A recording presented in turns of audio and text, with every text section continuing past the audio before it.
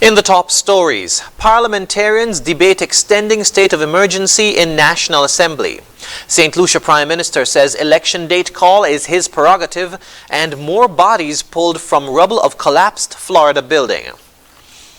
Hello and welcome to the ZIZ Midday Newscast. Today is Monday, June 28, 2021. I'm Jason Davis. Nationally, as St. Kitts and Nevis continues to tackle the current pandemic, members of Parliament have been engaging in debate at the National Assembly to extend the current state of emergency until possibly December 31.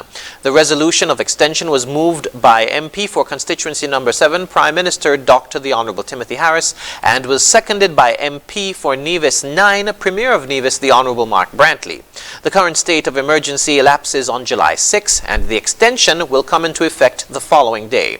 Under this current SOE, during 24-hour lockdowns, persons are not allowed to leave their homes unless given special permission. Over the next 2 weeks, Thursdays and Fridays from 5 a.m. to 6 p.m. are limited operation days where persons are allowed to stock up on essentials. Among contributing reasons, Prime Minister Harris stated that the extension allows the administration room to implement measures to curb the spread of COVID-19. We'll have more information on this debate in our evening newscast. And on the upcoming edition of Leadership Matters on Tuesday, Prime Minister Dr. the Honorable Timothy Harris will be joined by Superintendent of Police Cromwell Henry, Medical Chief of Staff at the JNF General Hospital, Dr. Cameron Wilkinson, and National Disaster Coordinator at NEMA, Abdias Samuel. Leadership Matters, which begins at 8 p.m., airs on ZIZ Radio and other participating radio stations. It's also streamed live on social media platforms, including the Facebook and YouTube pages of the St. Kitts and Nevis Information Service. Registrar and CEO of CXC, Dr. Wayne Wesley, has extended best wishes to students of St. Kitts and Nevis and those across the region who are sitting examinations beginning Monday, June 28. In a post on CXC's YouTube page, Dr. Wesley commended the students for their persistence and resilience in overcoming the challenges of 2021. On behalf of the Caribbean Examinations Council, I would like to express best wishes to all candidates for their upcoming 2021 regional examinations. Your perseverance and hard work in surmounting many of the challenges which 2021 presented is commendable. We are aware that many persons are still being impacted by the COVID-19 pandemic and other natural disasters. The health protocols that have been established by each territory will be closely followed to ensure that all candidates can conduct the examinations in a safe environment. He also thanked parents, teachers, and principals for assisting the students. We wish also to express our gratitude to teachers and principals for their diligence and dedication in the preparation of their students for this year's regional examinations. A special thank you to parents and guardians for their continued support. We would like to thank the Ministries of Education and local registrars for their support in the administration of the regional examinations. Dr. Wesley encouraged all candidates to arrive early at their examination centers and to follow the instructions provided by invigilators. He said CXC continues to work to ensure the certification students receive not only reflect their competencies but have regional and international recognition as well. We now move to news on the regional scene. St. Lucia's Prime Minister Alan Chastanet says the announcement of the election date is his prerogative. The government leader has been subjected to criticism for failing to declare the poll date around the 5th anniversary of the previous election in keeping with convention. Chastanet, who has expressed concern about the impact of the COVID-19 pandemic on the election, now says he has misgivings about the potential negative effect on the school term. More in this report. Prime Minister Alan Chastanet is unmoved by the growing calls for an election date announcement. Opposition St. Lucia Labour Party supporters through the Pan Sunday movement has urged Chastanet to call the election in keeping with convention. But the Prime Minister, who took to UWP Media on Friday afternoon to hail the scheduled resumption of cruise ship tourism, argues he has not violated the Constitution. In the recent years, elections have been conventionally called on or around the 5th anniversary of the previous poll. The former Prime Minister used his prerogative and called the elections early. Yeah. That is his prerogative. If I choose to call the elections later, but within the Constitution, that is my prerogative. Exactly. So let me share something with you. Yeah. You have the opposition again as a policy. So I'm not criticizing them personally. As a policy, what is their slogan? Putting people first, which we don't believe. We think it's putting politics first. Right? When does school end? And that's them, when you say we. So when does school end? July 9th. In this particular year, unlike what they did and they called elections with CXCs, this government is not going to do that. Let the children finish their school. That's right. Chasney, joined by Tourism Minister Dominic Fede, lamented the disruption to academic classes as a result of the pandemic. They both expressed concern about the impact on education since learning institutions will be used as polling stations.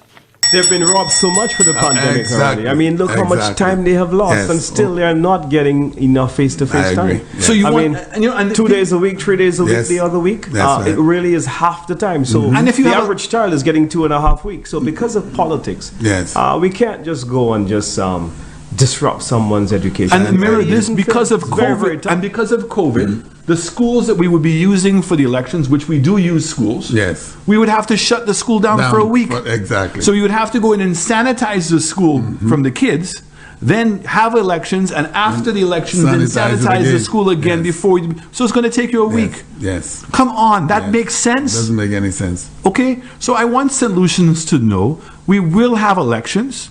Okay, I continues to say that it will be soon. Because relative to 5 years, whatever time is remaining would be very soon. Very soon. And the appropriate time will be made that is in the best interest of this country.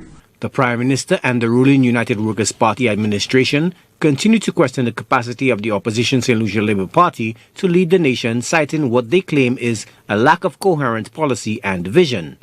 According to Chasney, his administration has delivered and deserves more time to complete its mandate.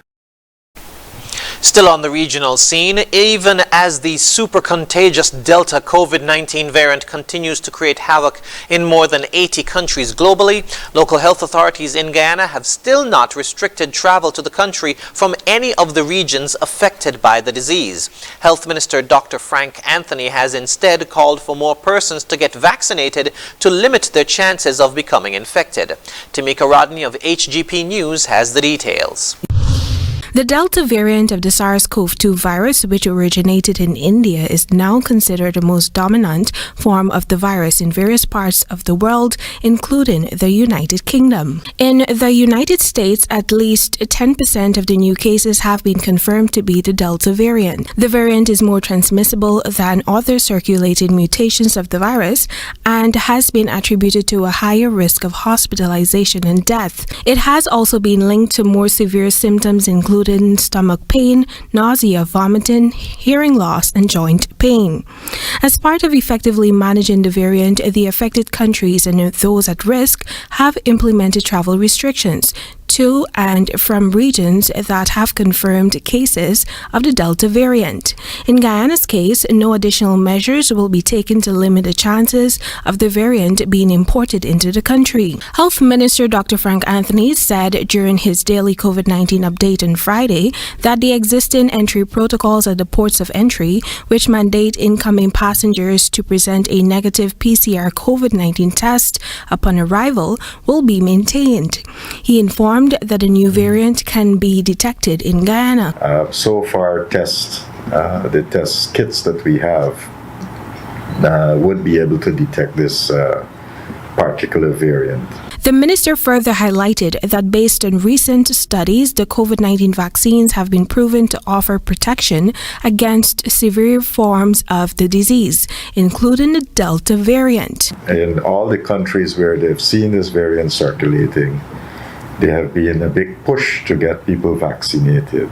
So I want to make that call here as well to ensure that people are vaccinated so that we can prevent any variant for that matter from affecting our population. In addition to being immunized against the disease, the minister emphasized that adherence to mask wearing and sanitizing measures is important in keeping the disease at bay. If you take these common sense precautions of wearing masks, keeping distances and so forth, then obviously you will be protecting yourself and lowering your risk for infection.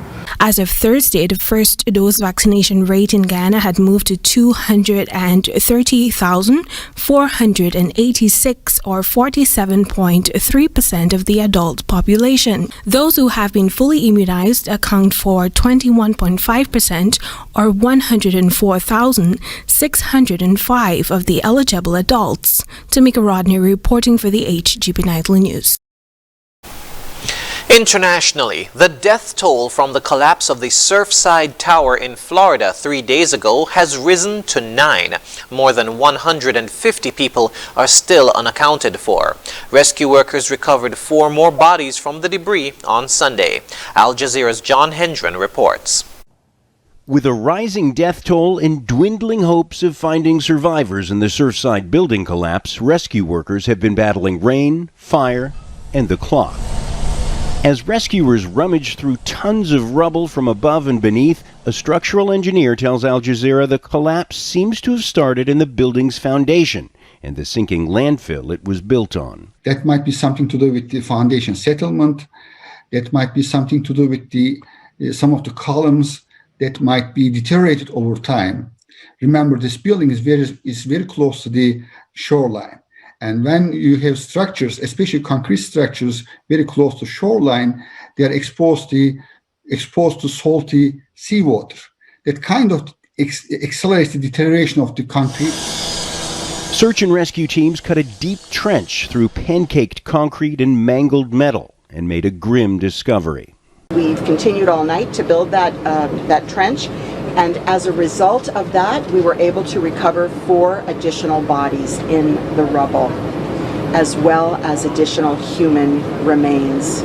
First responders say this is still a rescue mission, noting survivors could live on in so-called void spaces. So a void space can be created by pretty much anything. If a wall falls and hits your refrigerator instead of coming down to the floor, maybe a piece of furniture, maybe someone could be in a bathtub with a piece of wall over them, and the bathtub itself is a void space. So it's any space that could sustain life.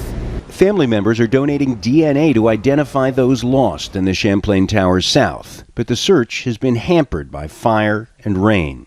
There is another worry. Just north of the building that came down, there is another building called Champlain Tower North, built at the same time with similar materials, and residents there are being offered the chance to voluntarily evacuate. Over the next 30 days, Miami-Dade County officials will be inspecting it and other older high-rise buildings, hoping to avoid another catastrophe on the sinking sands of Miami Beach. The chances of finding survivors decrease by the hour and by the day. The debris field's, scattered throughout, and it's compacted, extremely compacted. So it's a very slow process where we have to stabilize the best we can as we're moving through. After the rescue come the forensic engineers, gathering samples from the collapsed concrete and steel and putting their findings into computer simulations. They will try to replicate this failure by different simulations. And based on that, once you have in your computer environment simulating the same type of failure, then you will have a better understanding of what factor or factors caused this failure. But first, rescue workers are toiling around the clock to ensure that anyone who has managed to survive within a void in the rubble is discovered before time runs out. John Hendren, Al Jazeera, Surfside, Florida. New York prosecutors have told lawyers for former President Donald Trump they must respond by Monday with any last arguments as to why criminal charges should not be filed against his family business, the Washington Post reports. More in this report. A deadline has been set for the Trump Organization's defense team to submit final arguments against possible criminal charges. That's according to a Washington Post report over the weekend, which added former U.S. President Donald Trump's team has until Monday to provide material to New York state prosecutors. On Friday, the New York Times reported that Manhattan District Attorney Cyrus Vance could announce criminal charges against the Trump Organization and its chief financial officer as soon as next week. Vance's office has said it was investigating, quote, possibly extensive and protracted criminal conduct, which includes possible tax and insurance fraud and business record falsification. Court filings and subpoenaed records in the investigation showed that CFO Alan Weiselberg and his son have received corporate gifts worth tens of thousands of dollars in their years with the Trump Organization. Legal experts have said that they could face criminal liability if they fail to account properly for the money on financial filings. A Trump Organization lawyer did not immediately respond to requests for comment, and a Vance office spokesperson declined to confirm the Post report. Legal experts have said an indictment against the Trump Organization could bankrupt the company and drain its influence, but it's also possible that no charges will be brought. And now for the weather. Present weather shows cloudy skies. Winds are from the east where speeds will range from 12 to 20 miles per hour with gusts possibly reaching as high as 31 miles per hour. The temperature is 31 degrees Celsius or 88 degrees Fahrenheit. Seas are moderate with waves of 3 to 5 feet. A weak tropical wave is moving across the area and the associated moisture content is low along with unfavorable mid to upper level conditions. Therefore, at most, a moderate chance of showers is anticipated under mostly partly cloudy skies. The weather forecast for St. Kitts and Nevis today predicts partly sunny with a 40% or moderate chance of showers, and for tonight, partly cloudy with a 20% or slight chance of showers. Sunset today will be at 6:49 p.m., sunrise tomorrow at 5:40 a.m. And that brings us to the end of the ZIZ Midday Newscast. Join us this evening for these stories and more in detail. Thank you for tuning in. I'm Jason Davis.